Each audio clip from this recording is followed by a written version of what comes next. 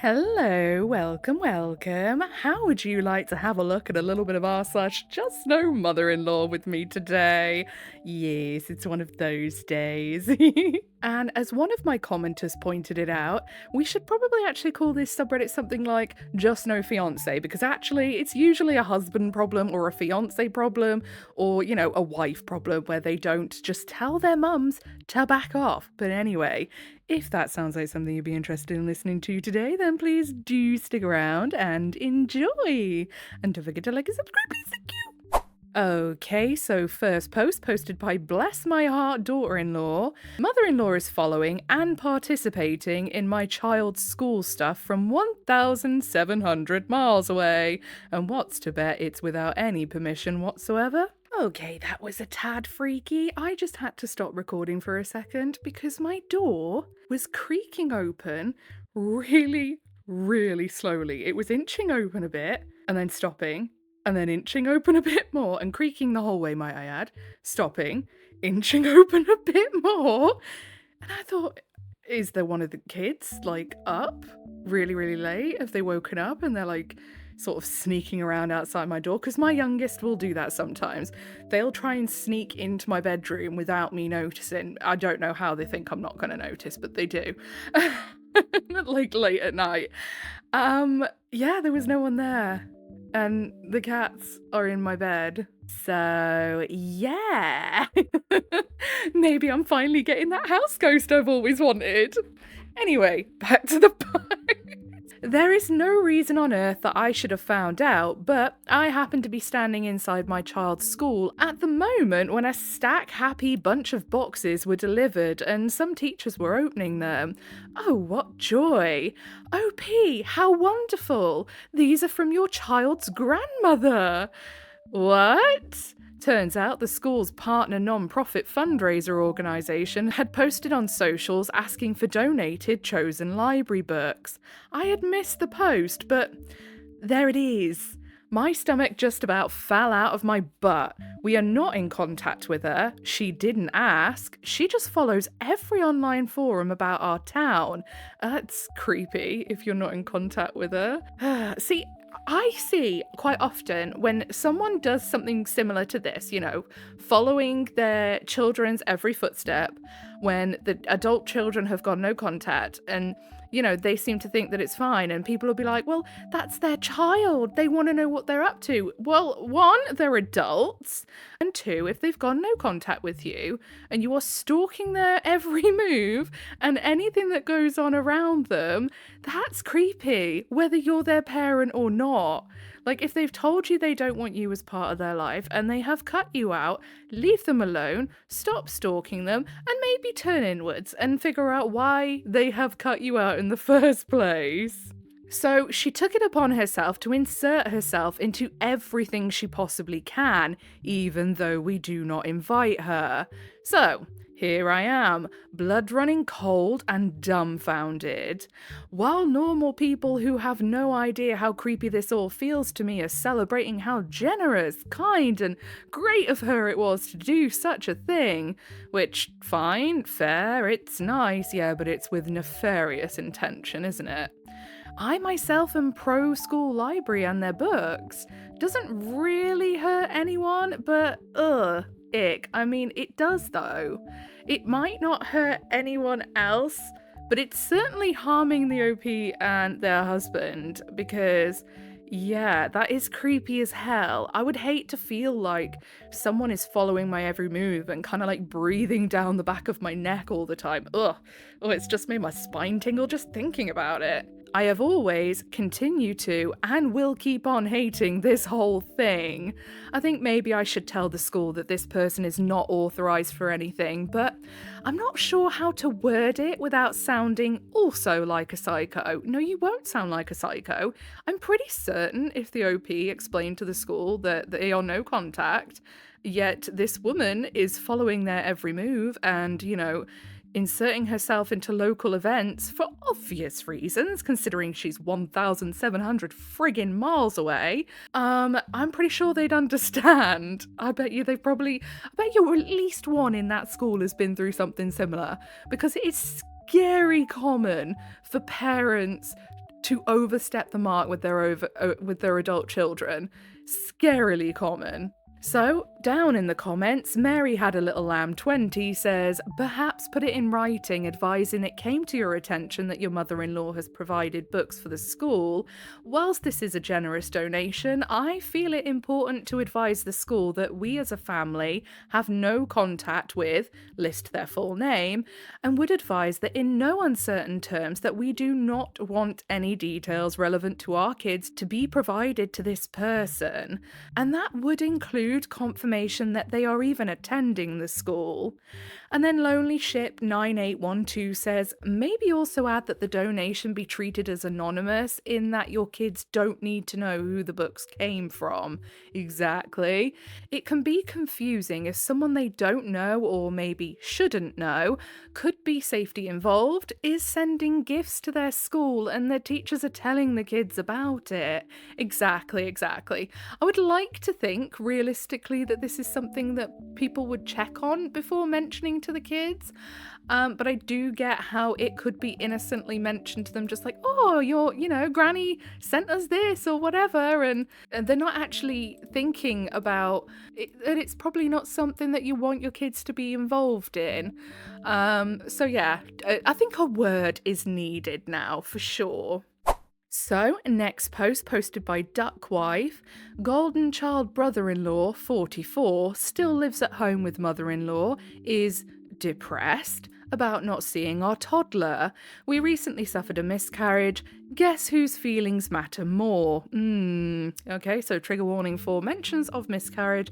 My brother-in-law lives with mother-in-law. My husband and I recently went through a miscarriage. During that time, we pulled back from visits with everyone, including my own family. We needed time to grieve. Understandable. During those 2 months, they never once reached out. Nothing. They never once asked to see our toddler. Once.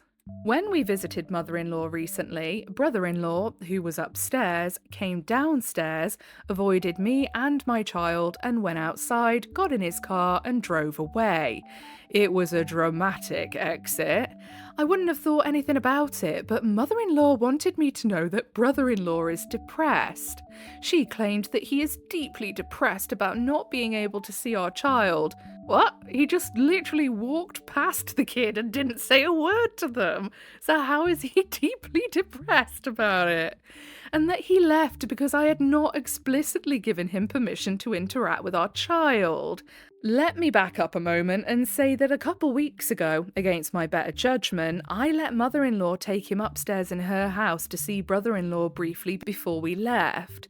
Mother-in-law guilt-tripped me then, begged me to just let him say hello. Well, my child had just woken up from a nap and it really wasn't a good time.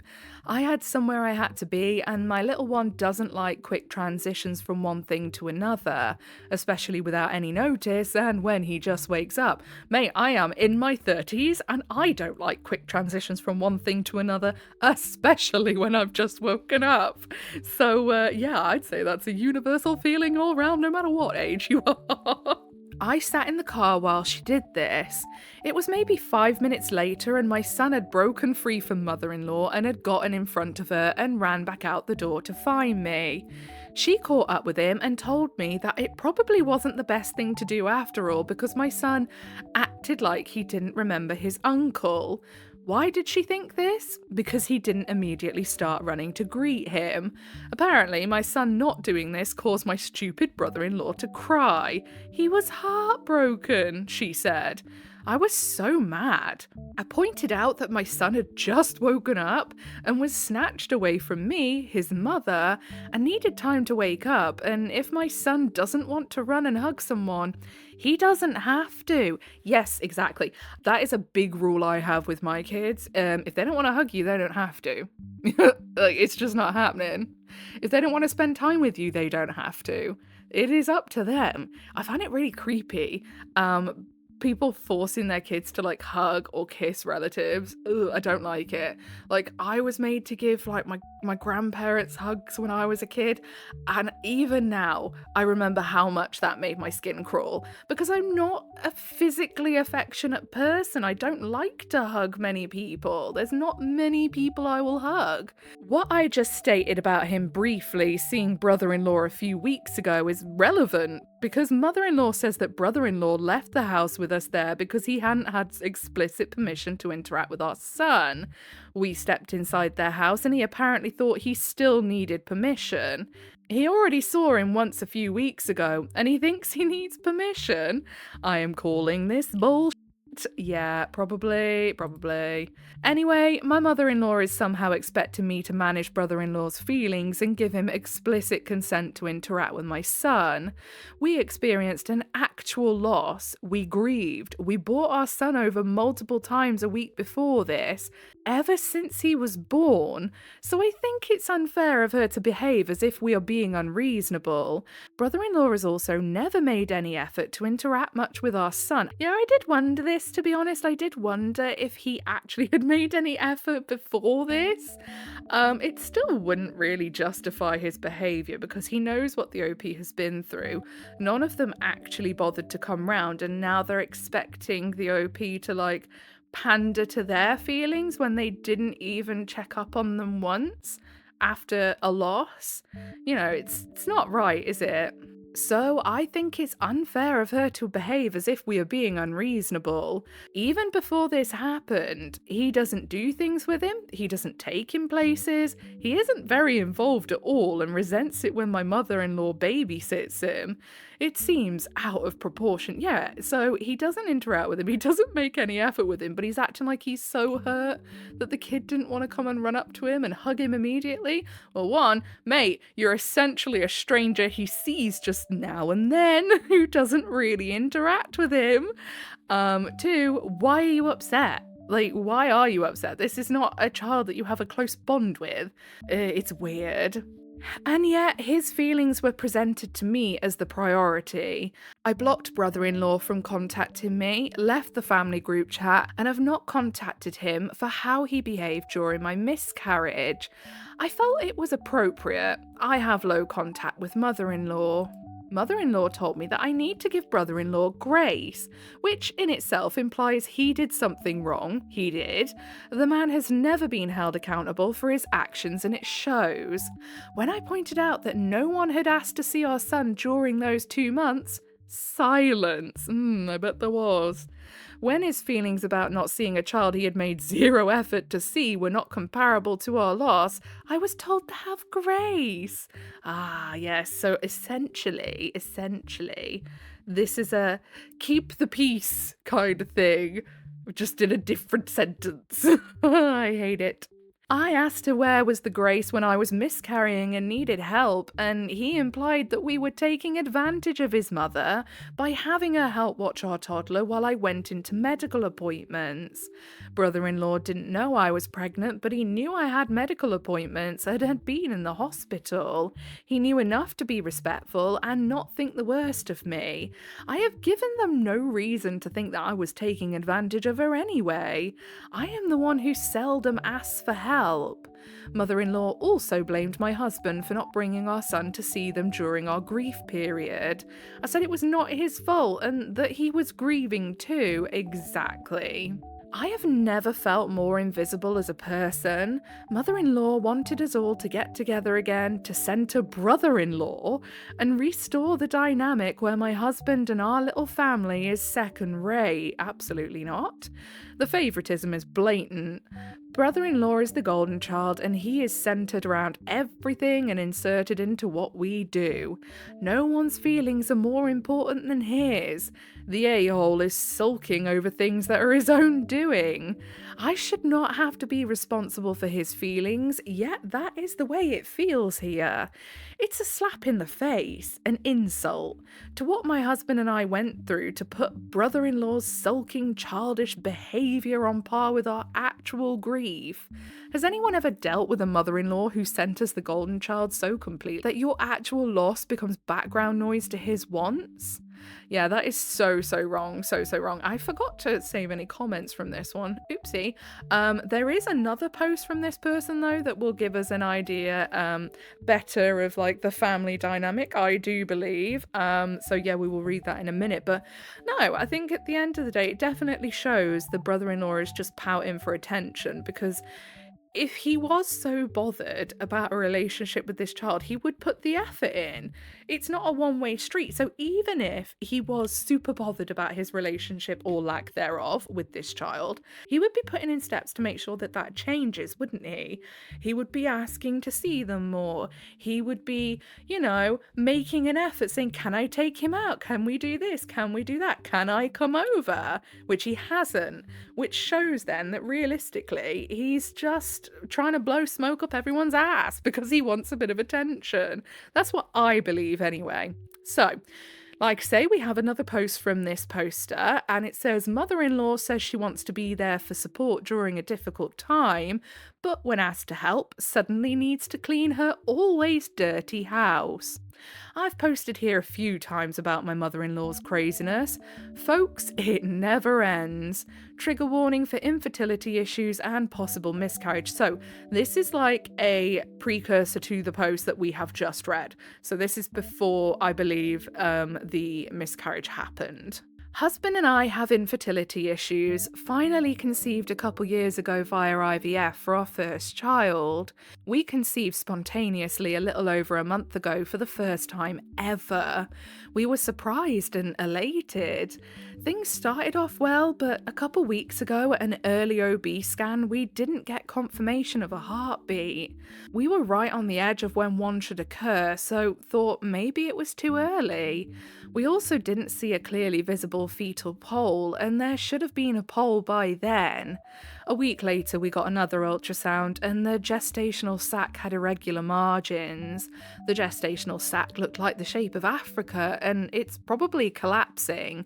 Also, looks like a subchorionic bleed behind it. And although there was a tiny fetal pole, it was measuring a week and a half behind. No fetal heartbeat detected. Hormone levels started off excellent, but after a few blood draws, levels stopped doubling when they should have been doubling. It isn't looking good. Before my ultrasound, I had blood work the day before and found out that some of my hormone levels had actually started to drop. I did not want to tell mother-in-law anything at such an early point in pregnancy, but she lives close by and I am worried about my 2-year-old if things don't go well and I need immediate medical care and someone to watch my little one ASAP. Or for a couple of hours so I can get an ultrasound because I have to go to most of these appointments alone because my husband can't take off work whenever. I asked a week in advance on a day she is off work if she could watch my little one so I could get an ultrasound. She agreed. She also knew that we have not had confirmation whether this is a viable pregnancy yet, and it isn't looking good. That's so sad that the OP had to go to these appointments by themselves as well and find out that awful news on their own. Like, that's just so sad for them. The evening before my ultrasound, I asked again the details about when she wants to pick up or have me drop off my child. She was working, so I didn't expect an immediate response, but my husband called his brother who lives with mother-in-law. Brother-in-law is a complete failure to launch, man-child who has never left his mother's side and loves to butt into things that don't concern him. I've mentioned his crazy shenanigans before too, because him and mother-in-law both are heavily enmeshed and creepily so, and it's hard to distinguish who you're talking to sometimes because they both speak for each other like they are one and the same. Like some weird little hive mind. Ew, creepy. So, husband calls his brother to get an answer from mother-in-law because he is impatient. I was sitting in the room beside husband while he spoke to brother-in-law. Brother-in-law immediately starts bitching about how mummy needs her time off, a day to herself, to rest and recuperate and clean her house. I mean, yeah, that would be fine, but this isn't exactly something that the OP and the husband are expecting her to do every day or every week, is it? It's one-offs for medical appointments. He loves to act like he is her handler or something. What he actually was mad at was the fact that he had to get up off his lazy ass and actually be a responsible adult to clean up his own mess. He doesn't help her pay bills or anything. He lives rent-free in his mother's house and expects her to keep things clean. He's 42, by the way. His mother finally forced him to get a job at the ripe old age of 37. Oh, goodness me. Oh, yes, yes. That's not good, is it? No. The assumption was that we were monopolizing all her time and taking advantage of her. He loves to turn stuff round and look like he and his mum are victims. I seldom ask for help, so I am hugely pissed off and hurt at him too. The week previously, I ended up having extra monitoring appointments because that was when things started to not look good with the pregnancy.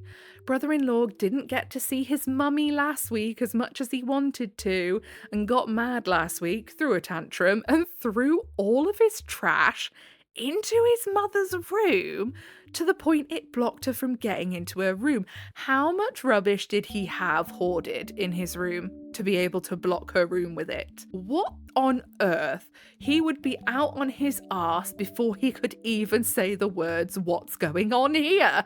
What the hell? I wish I was making this up. He also trashed the living room to where no one could walk around the house and was essentially mad that he had to do some cleaning.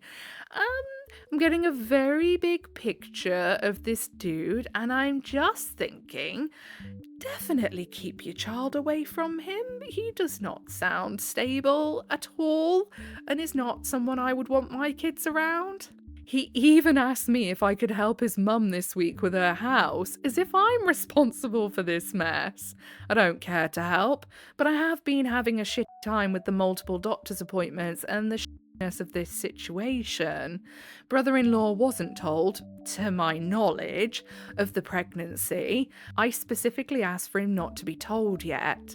He has some clue that there's a medical issue going on because I've been having fainting episodes as well, and the ongoing doctor's visits. The OP cannot catch a break, the poor love.